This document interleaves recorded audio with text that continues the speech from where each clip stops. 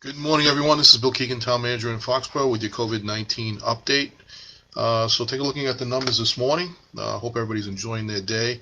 A beautiful sunny day here in Foxboro, and a little on the cool side, but still very, very nice, and hope you get out there and enjoy the good weather. So it is currently that we have 88 cases of COVID-19 that have been determined, positive cases that have been determined here in Foxboro, and that is since March 15th. A total of 57 cases have recovered. 25 cases are currently active, and there are 6 people that have been lost during the follow-up. So the total of 25 active cases here in Foxboro at this time. There still remains to be 3 people hospitalized with COVID-19 in the hospital, and 1 person has died as a result of this, and 423 people have tested negative. So finishing up on that positive note, 423 people have tested negative here in Foxboro. Total of 18,200 beds have actually been made available for COVID-19 patients. 3,564 individuals are occupying those beds at this time. 925 cases are in ICU. Those cases are up a little bit. The cases hospitalized, though, seem to have leveled off relatively substantially over the past week. So it's good to see that those numbers are not spiking as they were before. So they're actually starting to level off and hopefully trending in the right direction. All right. So take a look at on the statewide level. Norfolk County has 6,466 cases, 575 deaths associated with those cases here in Norfolk County. In terms of Suffolk County, they're at 14,173 cases, 609 deaths, and in Middlesex County, they lead the way in the state with the largest number of cases at 15,980 cases and over 1,000 deaths, so 1,028 deaths associated with those cases in Middlesex County. So the fatality rate is at 6% currently. Largest age group, of course, is the group actually from the age of 60 to 80 and 80 and beyond. With the 80 and beyond group is 2,600 cases, 950 cases from 70 to 79. 424 cases from 60 to 69, and from 50 to 59 it's 148, 40 to 49 37, 30 to 39 11, and only 3 cases for the age group of 29 and below. So obviously the older population has been affected the greatest amount during this period of time. So it's good to at least understand how that is, and how it's not impacting the younger groups as much. That said, though, it's really important to note that the younger group can actually be the carrier of the virus. So you have to really be mindful of that even though you may not be experiencing the same symptoms, that you certainly can be a carrier and pass it on to those of the older age category. So be mindful of that when you're trying to visit folks that are older, and they become a little bit more vulnerable, and as a result, the impact can be really substantial for that age group. So again, today is the first day that the governor has indicated that today face masks are required. I'm in my office by myself, so there's no impact to me. But I do have my face mask in case anybody was wondering. I do have one, and I do wear it whenever I go into a place with that is impacted with crowds, etc. So just want to make sure that people know that I am following the same rules that you are as well, and hope that you'll do the same. All right, so let's take a look at what the report says for today. And then first, before I do that, just a couple of things that I wanted to make mention here in Foxboro, and I think this is really important, is that the election coming up on June 8th, folks should actually consider applying for an absentee ballot. You can actually do that right on the town's website. It's right on the front page of the town's website. If you look to the left of the screen, you'll see absentee ballot. You can click on that screen reminder, and then go right. It'll take you right to the application for an absentee ballot, and then you can fill that out, print it out, fill it out, send it in, and then we'll get one to you so you can actually participate in that way. Certainly the safest way of doing it in terms of participating in the election, given the circumstances that we are under. That right now we are still planning to have the election on June 8th, and we are still planning to do town meeting on June 15th. So in case anybody was wondering, those plans are still in place. Unless we hear otherwise, we will certainly keep you informed as to how that's working throughout Foxboro. So we'll continue to keep you informed on those really important issues. The Foxboro's annual Hazardous Waste Day has been modified this year to keep within the social distancing guidelines. Foxboro DPW has partnered with ACV Enviro to provide Foxboro residents with hazardous waste pickup directly at their doorstep. The pickup day will be Monday, May 11th, from 7 a.m. to 5 p.m. Residents must, however, register online by 8 p.m. on Sunday, May 10th. So you've got between now and Sunday to register for this pickup. The link for the registration form can be found on the DPW and town's Facebook pages, as well as the Highway Department page on the town of Foxboro's website. For any further information, you can contact the Highway Department at 508-543-1228. That number again is 508-543-1228, and that is for the Highway Department of the Public Works Department. And they'll be happy to help you with that. All right, so those are some of the two significant announcements for Foxboro. And taking a look at the report for today. Okay, hold on a second.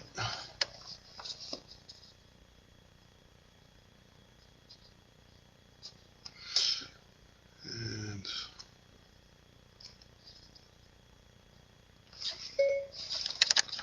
experience a little bit of technical difficulty here today.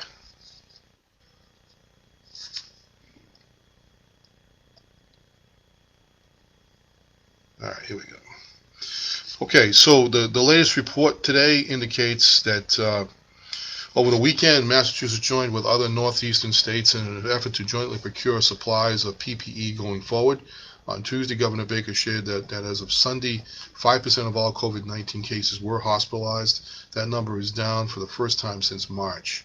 The Reopening Advisory Board has met with 23 industry groups and community coalitions and received written testimonies. The board continues to gather information and is developing guidance for the reopening of businesses. We are doing the same here in Foxborough, in case anybody was wondering. We are actually working on those plans as we speak.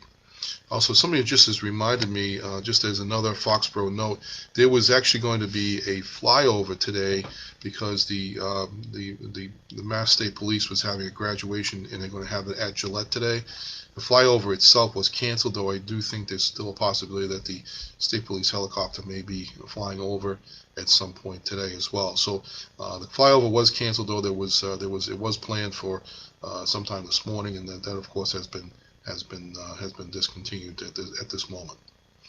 The reopening, the order requiring face coverings goes into effect today. People are required to cover their mouth and nose when in public and are unable to socially distance, whether they are indoors or outdoors. The exceptions are those under the age of 2 or those with medical conditions that make it difficult to use a mask or face covering. These face coverings are required at all times in stores such as grocery stores and pharmacies, and businesses may refuse to entry to persons not wearing a mask or face covering unless that person falls under an exception. There is a possibility that you could actually receive a fine as well for not doing this, doing it, and the police department has the ability to actually issue a fine to you if in fact you do not do that.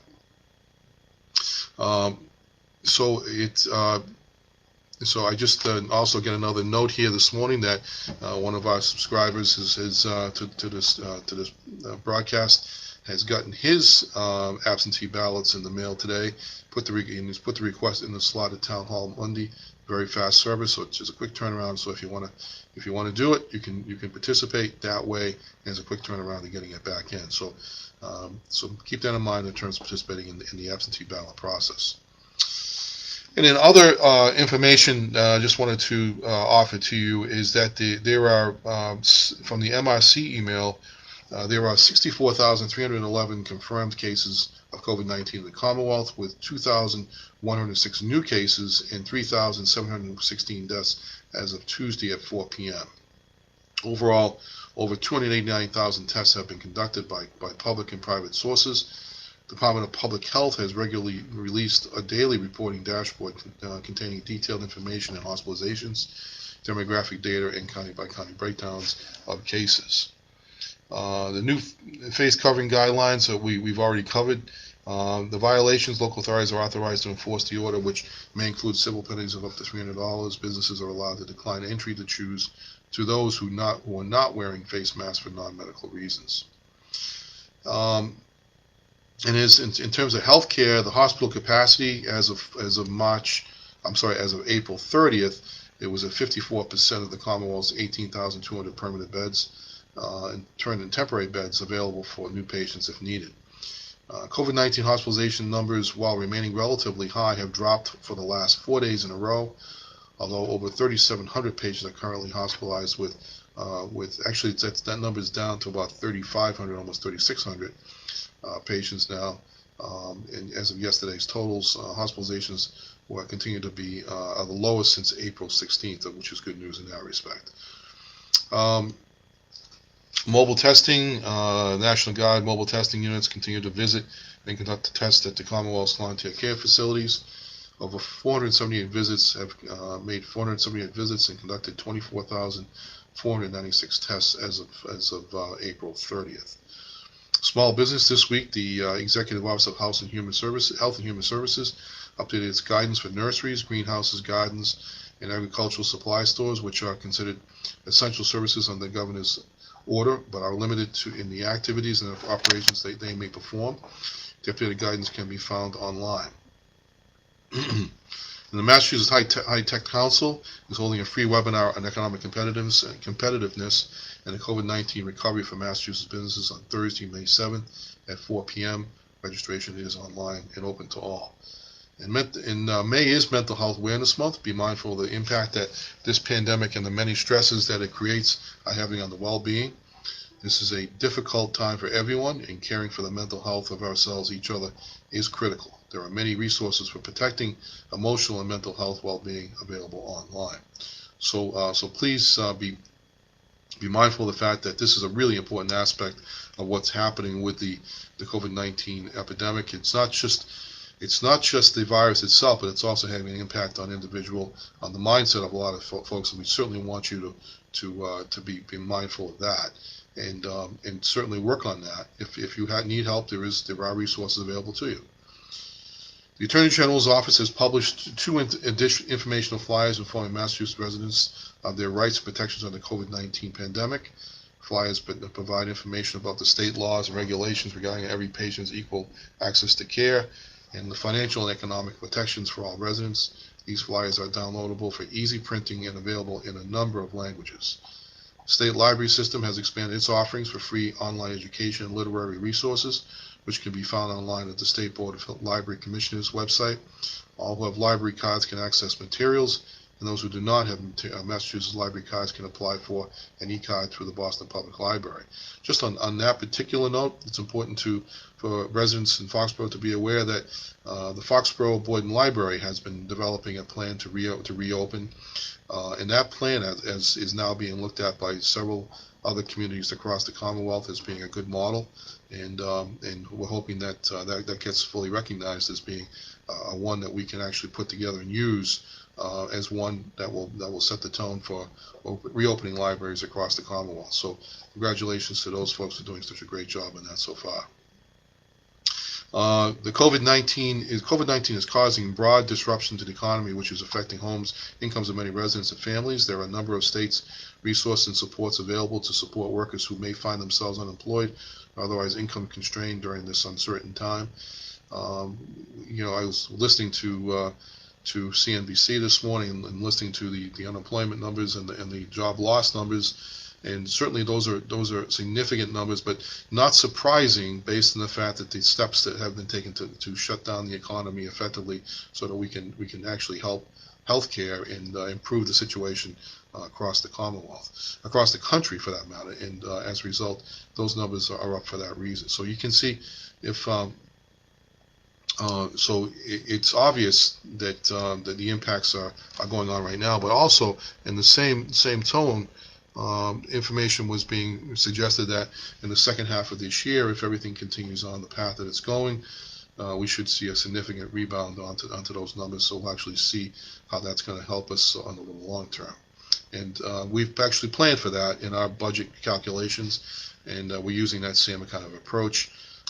Actually noting this morning that our revenues are still coming in at a reasonable clip, and we're actually 3 points ahead of where we estimated our revenues to come in for this year. So we're actually still in a very positive framework, though we note that there are several categories that are down, but which we know that does balances from year to year. And so we see that, and so we've actually we underestimated those revenues coming in this year from the beginning, and as a result, we're getting close to what we estimated from the start. So we're not as bad as maybe perhaps other places are, but we certainly know that there are impacts, and we plan for that in the upcoming year. The Department of Public Health is hiring up to 1,000 people to do contact tracing, and if anybody who also is interested in donating blood, certainly contact the Red Cross, because we know that's a critical issue right now. And certainly, if you can, donate to the Mass COVID Relief Fund, the MA COVID-19 Relief Fund, and certainly that's helpful for anybody who needs that kind of support given this difficult time. And the stay-at-home advisory remains in place for everyone. That's expected to end around May 18th.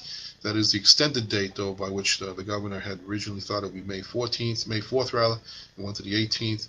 Let's wait and see if, in fact, that stays at that level, or at least at that point, we'll start to see things start to reopen for folks here in Massachusetts.